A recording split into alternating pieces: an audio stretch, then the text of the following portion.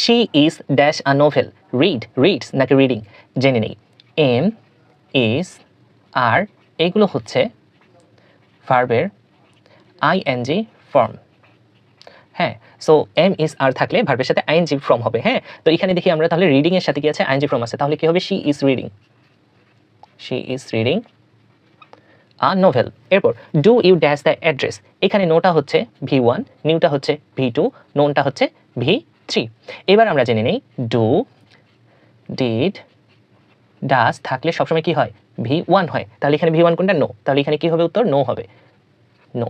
Do you know the address. এরপর দেখি it has dash heavily, এখানে রেইনটা হচ্ছে V1, রেইন হচ্ছে V3, আর রেইনিং হচ্ছে আইএনজি ফ্রম। তো আমরা জানি হ্যাভ, হ্যাজ এবং হ্যাড এগুলোর সাথে সবসময় V3 হয়, তাহলে কি হবে, rained, RAINED, rained. It has rained heavily.